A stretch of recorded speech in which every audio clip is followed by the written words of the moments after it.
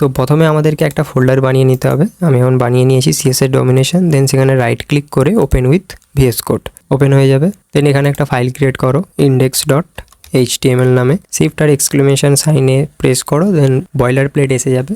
And এখানে টাইটেলটা আমরা দিয়ে দিই সিএসএস ডমিনেশন।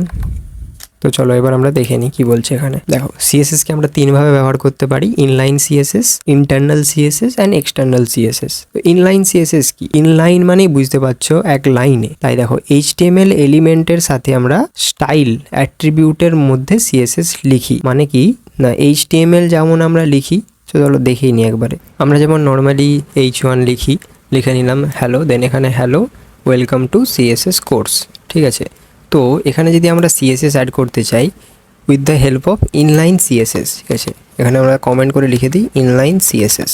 এখন যদি আমরা নর্মালি এটাকে গো লাইভ করে দেখি, তো দেখো নর্মালি দেখাচ্ছে যেমন দেখাতো ডিফল্ট। তো এবার যদি আমরা কি করি না, এই H1 যেটা আছে, H1 এর পরেই স্পেস দিলাম, স্পেস দিয়ে আমরা সিম্পলি কি লিখবো না, স্টাইল। এখানে দেখো স্টাইল চলে এসেছে, কি লেখা আছে, কন্টেন্ট সিএসএস স্টাইল ডিক্লারেশন। মানে এই স্টাইল যে অ্যাট্রিবিউটটা আছে এটার মধ্যে আমরা যদি সিএসএস প্রপার্টিজ আর ভ্যালুগুলো দিই তাহলে ওই H1 এ অ্যাপ্লাই হয়ে যাবে। তো সিম্পলি এটা চলে আসছে, তোমরা না এলে টাইপ করে নেবে। এটাই ক্লিক করলাম, দেখো চলে এলো। সিএসএস এর বাকি সব যে প্রপার্টি সেগুলোও দেখাচ্ছে, এটা ভিএস কোড ইন্টেলিজেন্সের কারণে, ঠিক আছে, এটা বাদ দেওয়া এখন। তো স্টাইল ইকুয়াল দেন ডাবল কোটেশন বা সিঙ্গেল কোটেশন দেবে, দেওয়ার পর আমরা কালারটা চেঞ্জ করতে চাই। তো এখানে কালার, ঠিক আছে, কালার লেখার পর তোমাকে দিতে হবে কোলন, যেরকম ছিল। তবে এখানে দেখো কালারও অপশন অনেক চলে এসছে, আমরা সিম্পলি আপাতত দেব ব্লু।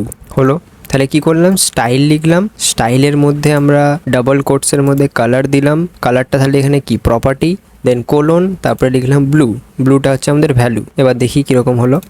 তো দেখো ব্ল্যাক ছিল, সিএসএস অ্যাড করতেই কালারটা চেঞ্জ হয়ে গেল। তো এটাই হচ্ছে ইনলাইন সিএসএস, এভাবেই ইনলাইন সিএসএস ব্যবহার করা হয়।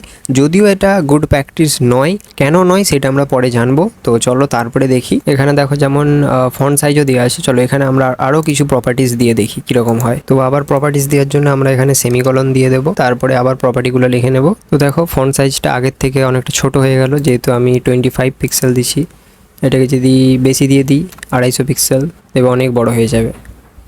ফন্ট ওয়েটটা বোল্ড ছিল তাই আরও বোল্ডে দেখাচ্ছিল। এখানে আমরা লাইট আর লিখে নিলাম, টেক্সটগুলো বোল্ড থেকে লাইট হয়ে গেল। অ্যান্ড সাইজটা আমরা সেম 25 পিক্সেল করে দিয়েছি, তো এরকম দেখাচ্ছে এখন। তো ইনলাইন সিএসএসটা কখন ইউজফুল? কুইক টেস্টিংয়ের জন্য। মানে ধরো কোনো একটা স্টাইল তুমি দিয়ে দেখতে চাও জাস্ট কেমন লাগছে, তো তখন তুমি এমনি নর্মালি দিয়ে দেখতে পারো। বাট বড় ওয়েবসাইটের ক্ষেত্রে সেখানে এটা ব্যবহার করা একদমই ঠিক নয়, কারণ সব মিক্স হয়ে যাবে। তারপরে দেখো ইনলাইন গেল, এবার ইন্টারনাল সিএসএস। ইন্টারনাল সিএসএস এ কি হয় না, এটা আমরা এইচটিএমএল ফাইলের মধ্যেই লিখি, কিন্তু এটাকে আলাদা করে একটু লিখি। হেডের মধ্যে আমরা স্টাইল ট্যাগটাকে ইউজ করি, দেন তার মধ্যে স্টাইলগুলোকে লিখি ওই সিলেক্টর ইউজ করে। তো চলো এটা দেখে নিই। তো দেখো এখানে আমরা কি করলাম, এখানে আরেকটা H1 নিয়েছি হ্যালো ওয়ার্ল্ড, ঠিক আছে, তার মধ্যে আরেকটা পি ট্যাগ নিয়েছি যেখানে লিখেছি আই এম লার্নিং সিএসএস। ঠিক দেখো আমি টাইটেলের পরে স্টাইল ট্যাগটা ওপেন করেছি এখানে দেখো, অ্যান্ড এর মধ্যে দেখো আমি H1কে টার্গেট করেছি। H1 এটা যেহেতু সিলেক্টর, এখানে আমরা কি ইউজ করেছি H1। তো H1-এ দেখো কালার দিয়েছি ব্লু। তারপরে এখানে কি আছে পি ট্যাগ, পি ট্যাগকে আমরা কালার দিতে চাই গ্রে। তো পি ট্যাগ লিখেছি, then curly bracket open, colour colon দিয়ে কালারটা দিয়ে দিয়েছি। তো চলো এবার দেখি আউটপুটটা, এটা ব্লু কালার হয়ে গেছে আর এটা গ্রে কালার হয়ে গেছে। তো এইভাবে আমরা হচ্ছে যে ইন্টারনাল সিএসএস লিখি, মানে এখানে যত তোমার এলিমেন্ট থাকবে H1 পি বা ইমেজ যা কিছু থাকবে, ঠিক তার ওপরে বডির ওপরে হেড ট্যাগের ভেতরে স্টাইল এলিমেন্ট যেটা আছে এর মধ্যে আমরা সবগুলোকে টার্গেট করে তাদেরকে স্পেসিফিক স্টাইলিং দিতে পারি। তো দেখো এই টাইপের সিএসএসটাও অতটা ঠিক কাজে লাগে না, কারণ যখন আমরা অনেক বড় পেজ বানাই তখন অনেক লাইনস অফ সিএসএস কোড লিখতে হয়, এটা ইউজ করা মোটেও ঠিক না। তো এটা কখন তাহলে ইউজ করা উচিত, যখন তুমি একটা সিঙ্গেল পেজ বানাচ্ছ, ছোট কোনো প্রজেক্ট বানাচ্ছ, দেন তুমি ইন্টারনাল সিএসএস ইউজ করতে পারো। তারপরে আসছি এক্সটার্নাল সিএসএস। এটাই হচ্ছে মেন, বেশিরভাগ ক্ষেত্রেই আমরা এই সিএসএস টাইপটা ইউজ করে থাকি। তো এটা কিভাবে আমরা করতে পারবো চলো দেখি। তো দেখো এর জন্য আমাদেরকে একটা ফোল্ডার ক্রিয়েট করতে হবে style.css, ঠিক আছে। তো চলো ক্রিয়েট করে নিই। এগুলোকে আমি তাহলে এখন কমেন্ট আউটই করে দিই, কারণ তোমাদেরকে কোড দিতে হবে আমাকে। তো এখানে দেখো আমি এটাকে রাখছি, এখানে আউটপুটটা এটার দেখে নিই। দেখো সিম্পল যেরকম দেখায় নর্মালি আছে। তো এবার কি করব, আমরা স্টাইল ডট সিএসএস আমরা ক্রিয়েট করেছি। এবারে এখানে আমরা কি করব, দেখো সিলেক্টর যেমন আমরা H1কে টার্গেট করতে চাই, তাই সিলেক্টর H1, দেন এর মধ্যে H1কে আমরা কালার দিতে চাই, কালার, আর এখানে দিয়ে দিলাম রেড। ঠিক আছে, তো এবার দেখি চলো অ্যাপ্লাই হয়ে যাওয়ার কথা। এ দেখো সেমই আছে। কেন অ্যাপ্লাই হয়নি, তার কারণটা হলো আমরা যেই স্টাইল ডট সিএসএস ফাইলটা বানালাম এটার সঙ্গে এখানে কোথাও কি আমরা লিঙ্ক করলাম, লিঙ্ক করিনি, তো সেটা আমাদেরকে আগে লিঙ্ক করতে হবে।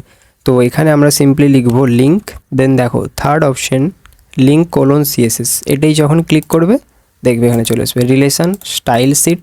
যেহেতু সিএসএস একটা কি করছে, আমাদের ডকুমেন্টটাকে স্টাইল দিচ্ছে, তাই রিলেশনটা আমরা লিখছি রেল, অর্থাৎ রিলেশনটা হচ্ছে স্টাইল সিট। ওকে, এটা স্টাইল দিচ্ছে HTML ডকুমেন্টটাকে। দেন হেরেফ অর্থাৎ ডেস্টিনেশন বা ফাইলটার নাম কি, তো দেখো ফাইলটার নাম আমরা দেখেছি স্টাইল ডট সিএসএস, আর ডিফল্ট হিসাবে এখানে স্টাইল ডট সিএসএসই রয়েছে। তাহলে সবই ঠিক আছে, এবার নিশ্চয়ই অ্যাপ্লাই হয়ে যাওয়ার কথা। তো চলো দেখি। তো দেখো হয়ে গেল। তো আমরা যদি এক্সটার্নাল সিএসএস ইউজ করি অবশ্যই আমাদেরকে আগে এখানে লিঙ্ক করে নিতে হবে। এটা তোমরা ম্যানুয়ালিও টাইপ করতে পারো যদি তোমাদের VS কোড ইন্টেলিজেন্স কাজ না করে, দেন আর যদি কাজ করে তাহলে খুবই ভালো, এরকম শর্টকাটে ইম্পোর্ট করে নিতে পারো। তো তাহলে এইভাবে দেখো, তুমি যদি মাল্টিপল তোমার ইন্ডেক্স পেজে এলিমেন্টস থাকে অ্যান্ড আলাদা একটা পেজে সিএসএস থাকে তাহলে কত সুবিধা বলো। তুমি প্রত্যেকটা এলিমেন্টকে যত ইচ্ছা তুমি স্টাইলিং দিতে পারো। ইন্ডেক্স ফাইলের সঙ্গেও তোমার স্টাইলিং অ্যাড হয়ে যাবে, ইন্ডেক্স ফাইল পেজটার লাইনস অফ কোডটাও বাড়বে না। ঠিক আছে, একটা স্ট্রাকচার থাকবে। এখানেও দেখো লেখা আছে এই যে REL রিলেশন, যে ব্রাউজারকে জানাচ্ছে যে লিঙ্কড রিসোর্স একটি স্টাইল সিট। ঠিক আছে, আর HREF CSS ফাইল কোথায় আছে সেটা বললাম এটা। দেন দেখো কেন এক্সটার্নাল সিএসএসটা গুরুত্বপূর্ণ, এখানে এক্সাম্পল দিয়েছে। দেখো ধরো তোমার আছে 10টি HTML পেজ আছে, সেখানে index.html আছে, about.html আছে, service.html আছে, আরও কিছু আছে। যদি এই প্রতিটা পেজের জন্যে আমরা আলাদা আলাদা সিএসএস লিখি তাহলে মেনটেন করা কঠিন। বাট আমরা যদি এই প্রতিটা পেজের জন্য একটা ফাইল ক্রিয়েট করে নিই style.css, তাহলে সেখানে কি হচ্ছে, রিইউজ করা সুবিধা হচ্ছে আমাদের। কিভাবে টার্গেট করবে এটা সেটা পরে আমরা জেনে নেবো আস্তে আস্তে। তারপরে দেখো রিলেটিভ পাথ আগে HTML-এও বলেছি। এখানে দেখো যদি আমরা এখন ডাইরেক্ট আমরা style.css ক্রিয়েট করে নিলাম, এখানে দেখিয়েছি যদি CSS ফোল্ডার বানিয়ে তার মধ্যে রাখি তাহলে কিভাবে লিঙ্ক করবে। তাহলেও সিম্পল, রিলেটিভ পাথ, দেন CSS প্রথমে লিখবো, তারপরে স্ল্যাশ দিয়ে CSS ফোল্ডার, স্ল্যাশ দিয়ে style.css। ওকে, আর যদি নর্মালি থাকে তাহলে তো ডাইরেক্ট style.css দিয়ে দিতে পারি। তাই ফাইল পাথটা তুমি কিভাবে রাখছো চেক করে নিও, এটাও ইম্পর্টেন্ট, নাহলে তোমার CSS ইমপ্লিমেন্ট হবে না ওখানে। তো এখানে একটা দিয়ে রেখেছে ফার্স্ট কমপ্লিট CSS এক্সাম্পল। তো এটা কিছুই না, এটা সিম্পলি ওই আরও কিছু এলিমেন্ট দিয়ে সেখানে দেখিয়েছে। এটা তোমরা এখান থেকে কপি করে বা নিজে টাইপ করে দেখতে পারো। ঠিক আছে, নতুন কিছু নেই। তারপরে আমরা দেখো CSS ডিক্লারেশন কি, এটা ছোট ছোট কনসেপ্ট জেনে রাখা ভালো। দেখো কালার কোলন ব্লু, প্রথমেরটা তো প্রপার্টি ছিল, তারপর একটা ভ্যালু। তো এই পার্টটা কি আছে, ডিক্লারেশন বলি আমরা। স্ট্রাকচারটা এই যে এই পার্টটাকে ডিক্লারেশন বলি। এই যে ফন্ট সাইজ 20 পিক্সেল, এটাও একটা ডিক্লারেশন। আর পুরোটার মধ্যে দেখতে গেলে এখানে তাহলে দুটো declaration, colour blue, font size 20 pixel. তারপরে দেখো CSS রুল কি। CSS রুল কি বেসিক্যালি এই পুরো যে ব্লকটা বলছে, P থেকে শুরু করে এই সমস্ত কিছু, এই পার্টটাকে পুরো বলে CSS রুল। আর দেখো ব্রাউজার কিভাবে CSS অ্যাপ্লাই করে, ধরো এখানে H1 একটা আছে আর P আছে। যে H1কে টার্গেট করে কালার রেড দিয়েছে, P-কে টার্গেট করে এখানে কালার ব্লু দিয়েছে। ব্রাউজার কি করে, প্রথমে HTML দিয়ে H1কে ফাইন্ড করলো, এবার CSS এর H1 সিলেক্টরটাকে ম্যাচ করে দেন দেখলো যে কালার রেড দেওয়া আছে, তাহলে অ্যাপ্লাই হয়ে গেল স্টাইলটা। তারপর কি করলো, আবার P ফাইন্ড করলো HTML থেকে, সেখানে আবার দেখলো যে CSS এর P এর মধ্যে কি দেওয়া আছে, কালার ব্লু, তাহলে সেই কালারটা P-তে অ্যাপ্লাই করে দিল। আর এটা কিন্তু সব P এর ক্ষেত্রেই অ্যাপ্লাই হয়ে যাবে। এবার আলাদাভাবে কি করে দেবে তুমি, অন্য P ট্যাগগুলো কী করে আলাদা কালার দিবে, ঠিক আছে, সেগুলো আস্তে আস্তে জানবো। ওকে, তারপরে এখানে দেখো যদি CSS সিলেক্টর ম্যাচ না করে, তাহলে দেখো H1 হ্যালো, CSS-এ আমরা কি দিয়েছি, P ট্যাগ, P সিলেক্ট করেছি, দেন কালার দিয়েছি রেড। এখানে P ট্যাগ নেই, কিন্তু HTML-এ P ট্যাগ নেই, তাই H1 রেড হবে না। তাই এখানে দেখো লিখে দিয়েছে CSS স্টাইল তখনই অ্যাপ্লাই হবে যখন সিলেক্টর টার্গেট এলিমেন্টের সঙ্গে ম্যাচ করবে। এখানে টার্গেট এলিমেন্ট P, কিন্তু এখানে তো আছে H1, তাহলে P-কে স্টাইলিং দিলে H1 কী করে স্টাইল হবে বলো, তাই না? CSS প্রপার্টি ভুল হলেও তখনও কিন্তু ইমপ্লিমেন্ট হবে না। তারপরে ভ্যালু ভুল হলে, এটাও দেখো ভ্যালিড কালার ভ্যালু নয়, এটা বানানা লিখে দিয়েছে এখানে, তো এটাও ভুল হবে, তখন অ্যাপ্লাই হবে না এফেক্ট। বেসিক CSS ডিবাগিং, অর্থাৎ কোনো ইস্যু যাতে না ক্রিয়েট হয় তার জন্য কি তোমরা কি চেক করবে, প্রথমেই দেখে নেবে যে HTML-টা সিএসএস ফাইলটার লিঙ্ক রয়েছে কিনা চেক করবে, ফাইল পাথটা ঠিক আছে নাকি চেক করবে, সিলেক্টর তোমরা যেই জিনিসটাকে সিলেক্ট করছো সেটা ঠিকভাবে সিলেক্ট হচ্ছে নাকি দেখবে, ঠিক আছে, প্রপার্টির স্পেলিংগুলো দেখবে, তারপরে সিনট্যাক্সটা ঠিক আছে নাকি লাস্টে চেক করবে। তারপরে কমন কিছু বিগিনার মিস্টেক্স আছে, এগুলো সিম্পল আর বলার দরকার নেই, তোমরা এগুলো দেখে নিও। সেমিকোলন থাকতে হবে, ঠিক আছে, কার্লি ব্রেসেস দিতে হবে, এগুলো সব করতে করতে তোমরা অবশ্যই পেরে যাবে, কোনো ব্যাপার না এটা। তারপরে বেসিক স্টাইলিং, ছোটো ছোটো প্র্যাকটিস দেওয়া আছে, এগুলো দেখতে পারো তোমরা।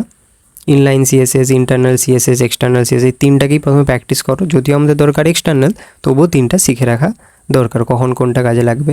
আমাদের আজকের ক্লাস কমপ্লিট।